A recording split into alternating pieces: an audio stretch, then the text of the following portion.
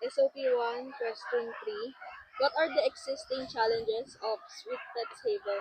What are the existing challenges Sweet Pets Haven are facing? Ano ang mga hamon na kinakaharap ng Sweet Pets Haven? Hmm. Ang pinakamabigat na problema po namin dito, pag may sakit ang mga aso, pag nagkasakit po sila, lalo-lalo na yung mga hindi pangkaraniwang sakit, mga internal nila, mga sakit, yung mabigat talaga. Kasi medyo mabigat din po sa bulsa ang magpapabet. Lalo na pagka wala pong sponsor.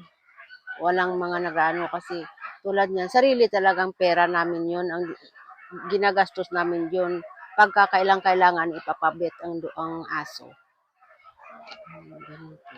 Ano kadalas niyo po na-encounter yung mga ganung problema? Kasi sa dami po, hindi kami nawawalan ng may sakit. Lagi po kaming may asong may sakit. Kaya yun po ang pinaka sa amin kasi masakit sa dibdib namin na makikita namin yung aso na nagsasuffer sa sakit na hindi namin maipapagamot.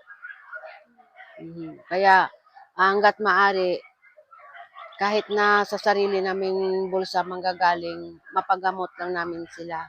Ngayon, kung mayroon man mga magdo-donate sa amin, ayun, malaking tulong sa amin yun kahit maliit lang na halaga. Pampadagdag din yung pambili ng mga gamot nila kasi sa mga laboratory lang, tsaka sa mahal.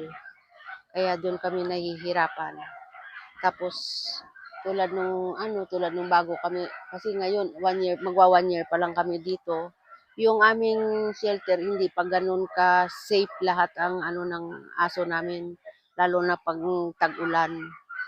Kasi nababasa sila. Kasi siyempre pag nauulanan, malamig, nababasa. Doon sila nagkakasakit. Yun yung napakahirap sa amin. Ang hamon sa amin talaga. Tanong ko lang po, Miss Mel, kasi syempre po dumadami po yung mga nare-rescue na aso. Syempre, sa adoption po, nagkakaroon din po ba kayo ng problema po? Kasi syempre po, di ba, parang isang goal din po ng shelter is ma ma-i-rehome yung ibang aso, so na-adopt po sila. May problema din po ba kayo din pagdating sa pag-a-adopt ng mga tao sa Yung sa pag-a-adapt nila sa mga aso namin, ayo, pusa? opo, aso pusa namin. Ayun po, minsan kasi may nag-a-adapt sa amin na minsan hindi sila nag-a-update. Doon po kami nag-aalala. Kasi ang gusto namin mangyari, pag nagpa-adapt sa kami, gusto namin na mag-a-update sa amin yung nag-a-adapt para maano naman yung pakiramdam namin na safe na yung aso doon. Yun po naman ang inaalaala namin pag kami nag-a-adapt. Gano'n kadalas po may nag-a-adopt sila? Madalang po kasi nag-a-adapt. Madalas ang medyo maano sa amin yung mga tuta. Yun, medyo marami nag-a-adapt sa mga tuta. Pero yung sa mga lalaki, napakadalang. Kahit sa pusa? Opo, kahit sa mga pusa, madalas kuting yan. Gusto nila yung mga baby? Oo, yung mga baby pa.